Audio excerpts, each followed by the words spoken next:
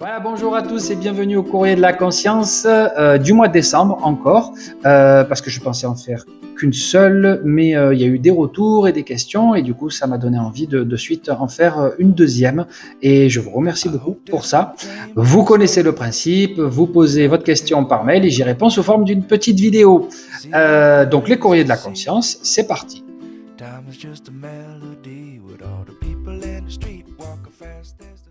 Alors Sandra, pour moi la réponse elle est un petit peu délicate dans un premier temps. Délicate pourquoi? En fait, il y a une part de toi, si tu veux, dans ton système profond qui est, on va dire, blessée, énormément blessée et en colère. Et cette part de toi qui est blessée et qui est en colère, elle a tendance, si tu veux, à naturellement vouloir avoir ce qu'elle désire, on va dire dans une relation, mais par le conflit et ou même de la manipulation. Si je devais te le résumer de manière simple, parce que ton cas est un petit peu complexe, si on devait t'enlever comme par magie finalement les traumas, les trucs que tu as vécu, c'est comme si je te disais qu'il fallait que tu te retrouves nu face à une personne sans aucune stratégie de défense en fait, ou en tout cas sans aucune stratégie de manipulation. Ça ne veut pas dire que tu es une manipulatrice au niveau du conscient, hein, c'est pas du tout ça. Je dis juste c'est les stratégies qu'un ego peut mettre en place. Au niveau de cette stratégie, elle va passer par une forme de victimisation par rapport à ta souffrance que tu as en fait. Et donc du coup, ça crée une relation qui va pas être confortable. Ça va être très difficile pour toi parce que ce que ton système profond veut, c'est comme si je disais qu'il voulait attraper, tu sais, la barbe à papa ou le jeu là quand on est petit, le truc qui tourne et on a le truc qui nous passe au-dessus de la tête et il veut attraper ça. Dans cette forme de manipulation, une part de toi refuse, ça va te paraître dingue, hein, mais une part de toi refuse de se libérer de ses vrais traumas. Parce que si tu te libères de tes traumas, c'est comme si je te disais, tu vas devoir assumer la relation par rapport à ton état d'être, qui tu es vraiment. Et c'est plus confortable pour ton inconscient de rentrer dans une relation, si tu veux, avec ces traumas-là, parce que tu as espoir que la personne qui est en face de toi, à ce moment-là, elle va s'adapter d'une certaine manière qui viendra te réconforter, te soigner et compagnie.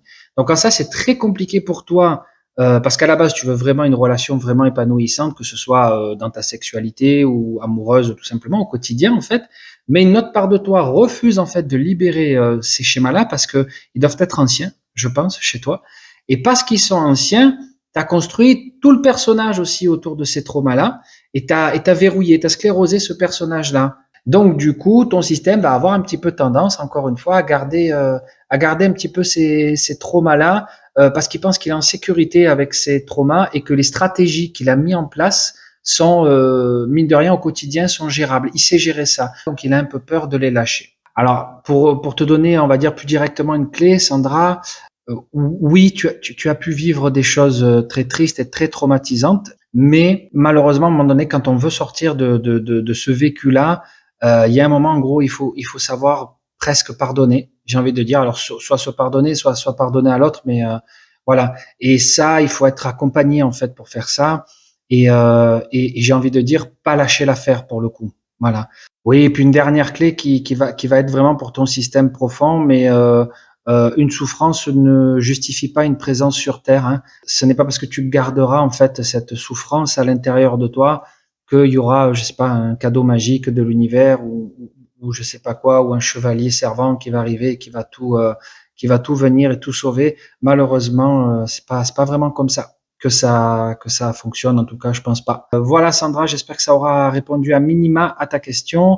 Mais encore une fois, voilà, il y a beaucoup de données et je te remercie. Un système, si tu veux, quand il a un trauma, quand il a un blocage, en fonction de l'impact que ça peut avoir pour lui, ben, comme toujours, il va essayer d'en trouver un bénéfice secondaire en fait, hein, parce que sinon c'est invivable, ça reste qu'un trauma comme ça qui est hyper bloquant. Donc de suite, il va essayer de dépasser ce trauma-là. Hein, et c'est comme ça qu'on peut trouver des gens qui, par exemple, vont valider une forme de victimisation permanente, alors qu'ils ont vécu vraiment des trucs pas cool. Ils vont garder cet aspect victime parce que ça leur donne un bénéfice secondaire. Et ce bénéfice secondaire, il peut être multiple. Hein. Il faut jamais oublier que dans notre société, ça peut paraître dingue, mais il n'y a rien de plus puissant qu'une victime, en fait, au niveau énergétique. Ça peut paraître dingue, mais voilà, parce qu'on vit dans un monde qui valide la souffrance avant tout. Les vagues sont belles lundi matin, vous voulez aller faire du surf, mais vous devez aller bosser. Vous pouvez pas dire au boss, je suis désolé mec, mais là il y a que lundi où je peux aller faire du surf dans la semaine. C'est ce matin-là, mais donc je viendrai pas bosser pour ça. On va plutôt passer par la case, tu sais, j'ai une petite gastro et un rhume et une rhinopharyngite, je crois que je vais pas pouvoir venir bosser. Et là, pour le boss, c'est beaucoup plus acceptable que tu ne viennes pas travailler. C'est bête, mais en fait, la maladie ou la victimisation va donner énormément de pouvoir, et ça, tous les égos le savent très bien. Allez, donc une question un petit peu plus d'ordre global quant à l'éducation des adolescents. Pour répondre à ce thème, je vais juste parler d'une notion assez basique, mais qui est importante de pas oublier, je pense, quand on est parent. Dans les premiers paramètres, même si c'est pas une règle absolue, un adolescent aux alentours de 15 ans, globalement, l'ego a à peu près toutes les données dont il a besoin, entre 0 et 15 ans. L'ego a accumulé énormément de données et après, on pourrait dire quasiment qu'il passe le reste de sa vie à tourner sur ces mêmes schémas qu'il a appris entre 0 et 15 ans. Hein. On en est encore là, en tout cas, en termes d'évolution de notre humanité, on est vraiment sur ces schémas-là. Si le cycle, en tout cas, de l'adolescence était beaucoup plus, comment je peux dire, était beaucoup plus posé avec conscience dans notre société, dès le départ, en fait, les ados iraient beaucoup plus vivre des expériences par eux-mêmes.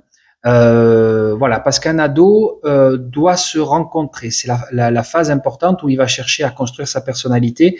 Et pour ça, il a besoin de se rencontrer et rencontrer ses propres limites. Parce que jusqu'à présent, les limites ont été en principe posées par papa, maman. Voilà. Donc, arrivé à l'adolescence, les parents doivent en tout cas continuer à poser un cadre pour l'ado, pour qu'il se sente en sécurité, et puis pour pas trop non plus qu'il ouvre les barrières de sa folie et de sa liberté trop vite. Et au milieu de ces barrières qu'ont posées les parents, c'est intéressant que les parents laissent une forme de souplesse, d'ouverture en tout cas sur certaines barrières pour que le gamin passe un petit peu de l'autre côté de la barrière et aille visiter ce qu'il y a dans la forêt. Hein. D'où le fait qu'il y a un peu ce frottement qui peut arriver, très naturel en tout cas entre les parents et l'adolescent.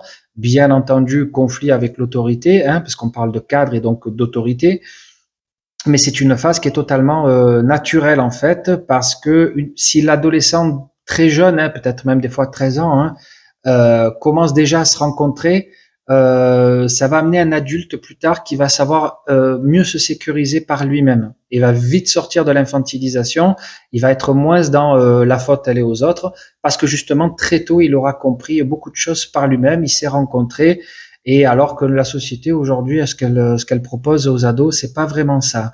Déjà, il y a une séparation du corps et de l'esprit qui est trop présente entre le fait qu'on demande à tous ces ados d'être d'énormes disques durs, de bouffer des données du matin jusqu'au soir, à être en compétition avec le copain, la copine, l'école, tout ça et tout.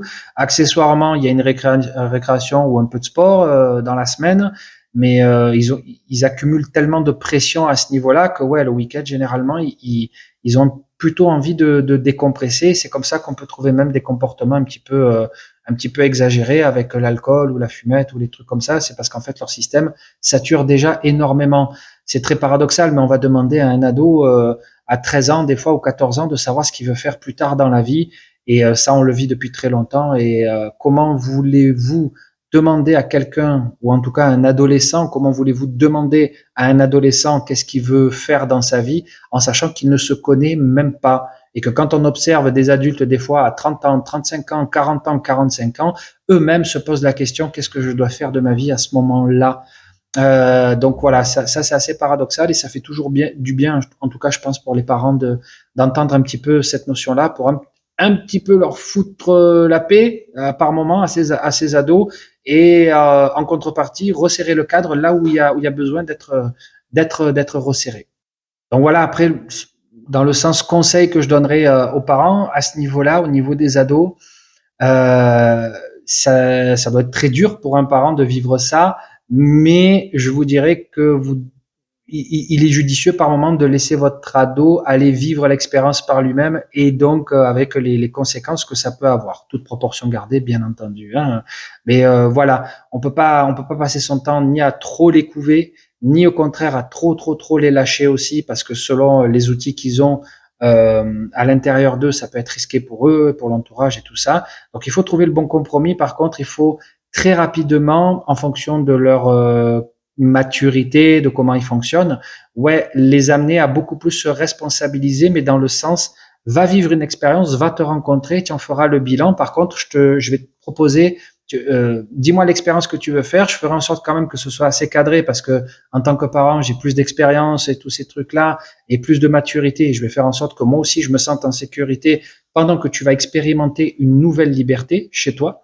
Donc, on va un peu sécuriser ça, on va se donner des limites. Par contre, une fois que tu es dans ce cadre-là, vas-y, régale-toi, vis le truc. Même si tu as traversé la forêt, que tu reviens avec des égratignures, tout ça, et que tu t'es fait un peu peur, l'essentiel, ben, c'est déjà que tu reviennes en sécurité et que tu te sois rencontré dans cette expérience-là.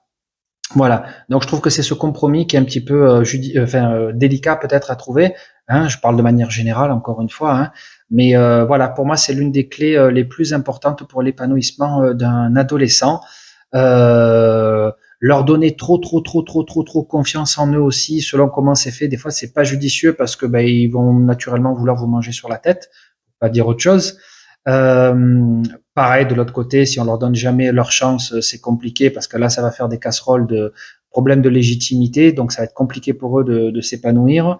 Voilà. Un peu, bon, après, il y a le sujet sexualité aussi chez les adolescents. Là, je pense pas que ce soit judicieux d'en parler, mais c'est une phase importante aussi à ce niveau-là. Donc, il faut aussi, ouais, les accompagner en tout cas vers ça, je pense, pour que ce soit épanouissant pour eux. Après, il faut pas oublier que forcément, je dirais l'une des erreurs les plus classiques qu'un parent peut faire, c'est qu'il veut, bah, pour le coup, donner le meilleur à ses enfants, en principe, et il veut surtout que son enfant ne passe pas par ce que le parent est passé. Et des fois, c'est pas toujours judicieux.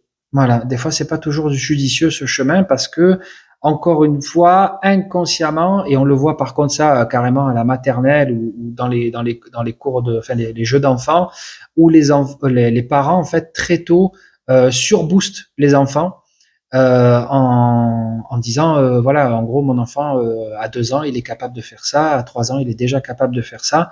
Et ce côté surbooster l'enfant, il y a beaucoup de problèmes en fait. Il y a beaucoup de problèmes à ça. On en voit beaucoup des impacts maintenant. Les maladies dyspraxie, enfin les maladies en 10 en tout cas, entre autres, sont liées à ça et sont liées alors je sais pas le terme exact, mais c'est les compléments alimentaires. C'est pas des compléments, les additifs, tout ça là. Vous savez, quand vous regardez de quoi le truc est composé, il y a du C334, machin, des trucs comme ça.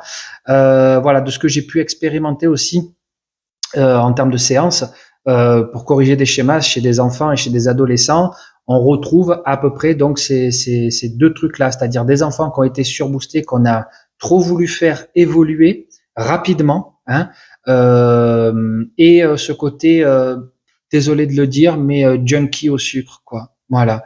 Le sucre pour les enfants, c'est une tannée.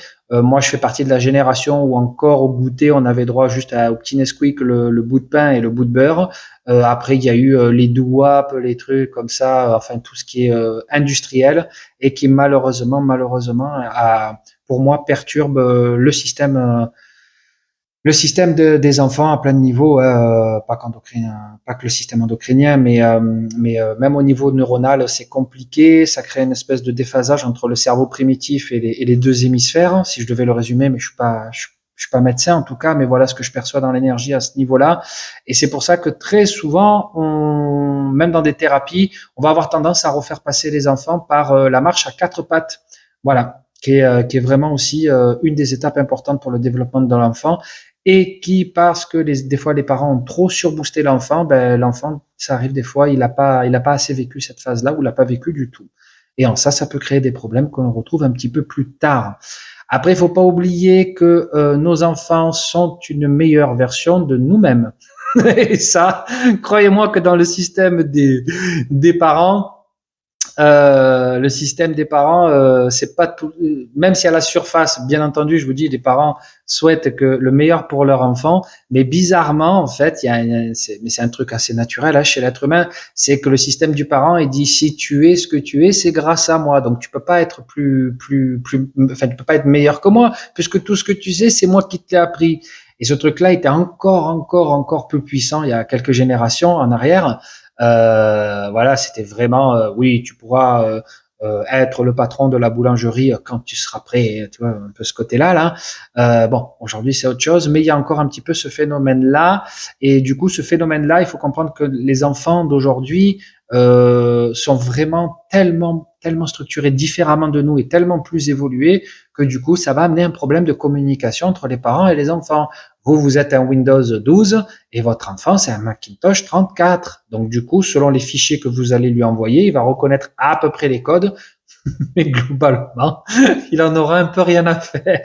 Et je pense qu'il y a beaucoup de parents qui doivent se reconnaître dans cette phrase, mais voilà, c'est une vérité très concrète, énergétique, hein.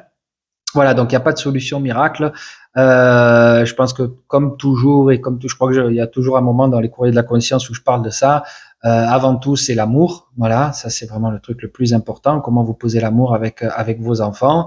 Et puis de la vigilance et trouver toujours ce compromis entre je te mets dans un parc, donc tu es en sécurité. Plus tu grandiras, en gros, plus le parc sera grand.